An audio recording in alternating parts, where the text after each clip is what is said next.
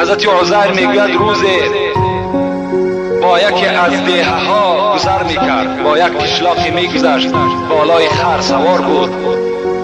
و هی خاویة علی عروشها، این دیه میگد از دست بخت و نصر که کافر همون زمان بود در بیت المقدس، این دیه خراب شده بود. این بخت و نصر هجوم به همین بیت المقدس کرده بود از زمانهای که حضرت عزیر پیغمبر بودند و همون دیه را چنان خراب کرد که وهی خاویة علی عروشها. خدا میگوید اول سقف خانه در زمین زدگی بود و دیوالها از بالای سقف خانه بودند و در زیرش انسانها هلاک شده بودند. این بخت و نصر همچنان یک هجوم رذیلانه به این موحدای خدا کرده بود، چگونه که امروز دشمن آشکارا اسلام پادشاه امریکا بالای مردم عراق دارد که فرد به او رحم نه به کودک دارد، نه به زن دارد، نه به هیچ کس ندارد، این چنین معامله را انجام میدهد. این بخت و نصر هم پیرو این بدبخت دیگرش همین معامله را در بیت المقدس کرده بود.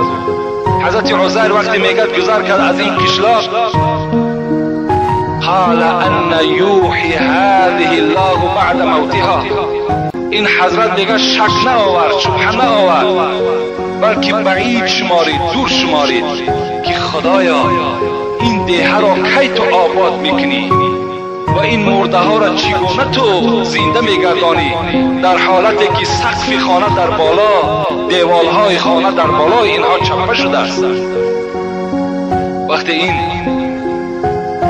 این گمان را میگه حضرت عزیر به خاطر خود که گذرانید، از خر خود میگه پایان شد و خر خود را میگه در یک جا طویله کرد و در پیش خودش خوراکی داشت، این آب انگور بود میگه و انجیر بود، گذاشت کمی از این طعام ها میگه خورد و میگه به تکیه همون دیوال میگه خواب کرد. فاماته الله 100 عام، قصه قرآنی است. در این باید ما ذره شبهه نداشته باشیم و مجردی که حضرت عزیر میگه خواب کرد، خداوند در همون خواب میگه جانش گرفت و 100 سال در اینجا خواب کرد. و تکیه همین دیوال میگه خداوند میگه این عزیر 100 سال خوابی، ثم بعثه، آن گمانی که در دل داشت برای گمانی خودش حاصل شود و بعضی شک و شبهه که اگر در دل داشته باشد دور بگردد، بعد 100 سال خداوند میگه من عزیر را زنده گردانیدم. قال کم لبثت، وحی روان کرد خداوند عزیر چند سال شد تو خواب هستی، چند روز شد؟ قال لبثت یوما او بعض یوم، مادامی که میگد عزیر در اول روز که خواب کرده بود و بعد 100 سال که خدا زندش گردانید و قریب فرو رفتن آفتاب که بود، تصور کرد که همان روز از گفت خدایا گمان میکنم که یک روز خوابیدم یا نیم روز خوابیدگی هستم. قال لبثت 100 عام، عزیر گفت تو 100 سال شد که در اینجا خواب هستی، 100 سال شد. فانظر الى طعامك و شرابك لم يتسنى، در سوره بقره قصه قرآنی است. ای عزیر اگر تو باور نمیکنی به طعامت و به شرابی که در پیش داشتی نظر کن، حتی طعام و شرابت ویران نشدن، لم يتسنى. وانظر الى الحمار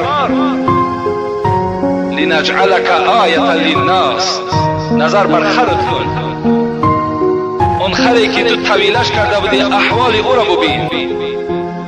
وقتی که نظر به خر میکند، خر کیها پوسیدگی و استخوانهای او خاکستر شدگی هستند. خداوند میگوید این معامله را ای عزیر من برای او با تو انجام دادم تا که این یک مثال برای بندگان من شود، تا که اونها باور کنند که خداوند این قوه را دارد، این قدرت را دارد. وانظر الى العظام، وقتی که حضرت عزیر را بیدار کرد میگه در حالت جوان بود، در در حالت همون جوانیش خواب کرده بود. وقتی که خداوند او را کامل ساخت و زنده گردانیدش، امرش کرد. عزیر گفت وانظر الی العظام کیف ننشزها، نظر به همین خاکستر، نظر به همین استخوان خری که خاکستر گشته است، به همون نظر کن چگونه استخوان را ما در حرکت می‌دراریم.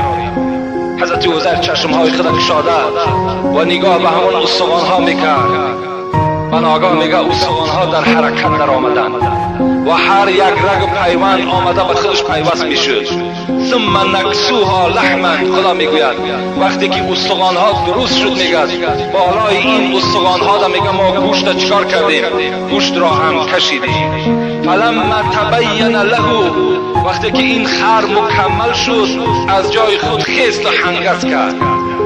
وقتی این حضرت عزیر دید میگه قال اعلم ان الله علی کل شیء قدیر، گفت پروردگارا من به قدرت تو باوری دارم، تو مرده را زنده میگردانی.